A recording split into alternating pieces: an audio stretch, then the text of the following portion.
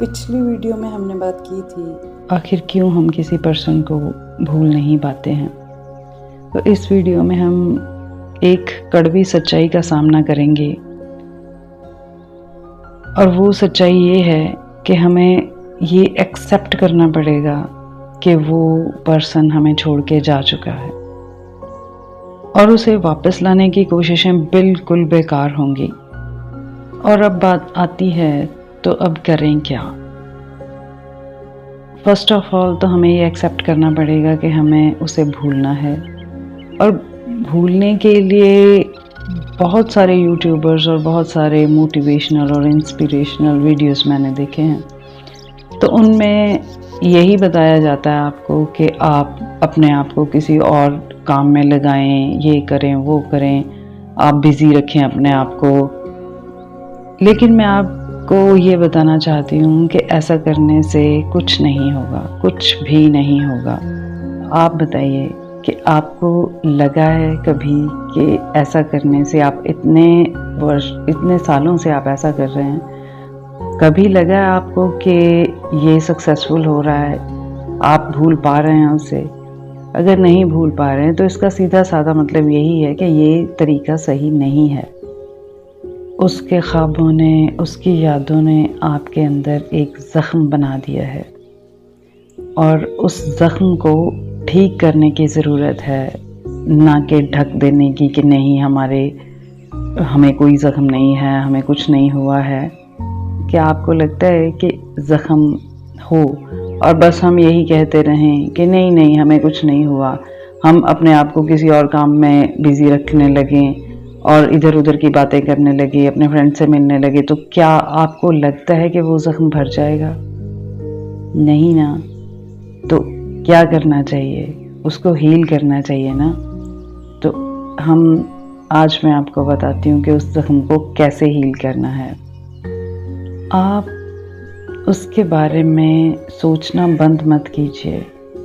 अगर याद आती है तो आने दीजिए। जैसे एक ज़ख्म में पस भर जाती है तो हम क्या करते हैं? उसे ढकने की कोशिश नहीं करते ना। तो क्या करता है डॉक्टर? उसको दबा दबा कर निकालने की कोशिश करता है। ठीक है, तो वही हमें करना पड़ेगा। हमें उसकी यादों को जीना है और ये मान लेना है कि हम ऐसे भी कभी जिए थे, और उसके साथ ही हमें ये भी मान लेना है कि अब वो नहीं है। उसकी यादों को भुलाने, दबाने की कोशिश करने के बजाय हम किसी फ्रेंड से बात कर सकते हैं उसके बारे में। बहुत सारे लोग आपको ये बोलेंगे कि ऐसा नहीं करना, उसकी बात नहीं करनी, आपको भूलना है उसे, ये है वो है। इससे कुछ भी नहीं होगा। इससे बेटर ये है कि आप अपने किसी बहुत क्लोज फ्रेंड से उसके बारे में बात करें कि वो ऐसे थी वैसे थी। और जब आप उसके बारे में बात करेंगे तो आपको हल्का फील होगा। आपके दर्द तो बहुत होगा, बहुत दर्द होगा आपको, क्योंकि जब डॉक्टर उस जख्म को छेड़ता है, दबा दबा कर पस बाहर निकालता है, तो आपको भी याद होगा कि बहुत दर्द होता है, तब बहुत दर्द होता है। लेकिन जब वो पस निकल जाती है तो आपको रिलीफ आता है। उसी तरह से हमें जो भी यादें हमारे अंदर दबी हुई हैं उसे एक क्लोज फ्रेंड के पास बयां करना है। और हाँ, ये मत सोचिए कि हमारे पास तो ऐसा कोई फ्रेंड ही नहीं है, हम तो अकेले हैं एंड ऑल दैट।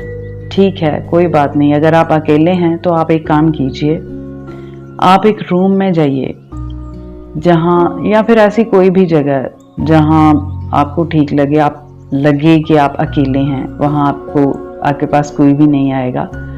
तो वहाँ जाकर आपको क्या करना है, जैसे आप किसी पेड़ के पास, किसी झील के पास चले जाइए।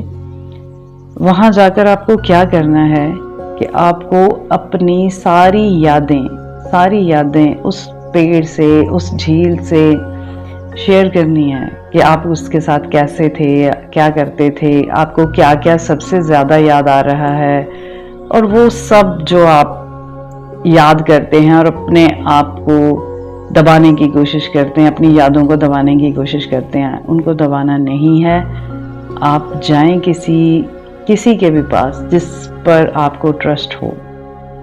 नहीं ट्रस्ट है किसी पर तो कोई बात नहीं, किसी पेड़, किसी झील के पास जाएं और ऐसा समझें कि वो आपके सामने बैठी है, बिल्कुल आपके सामने बैठी है। तो आप उससे बातें करें। इससे आपको बहुत रिलैक्स फील होगा।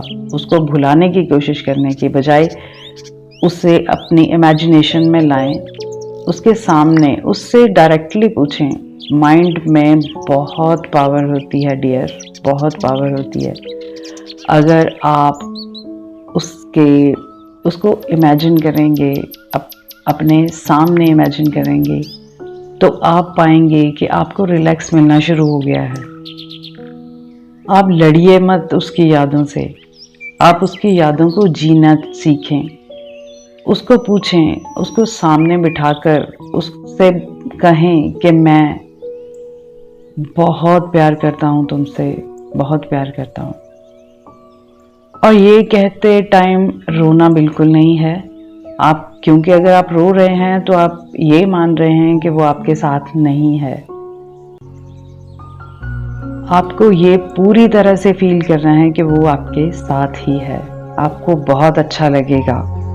आज के लिए बस इतना ही। अगले वीडियो में मैं आपको बताऊंगी कि ये सब कैसे होगा, क्या करना पड़ेगा इसके लिए आपको।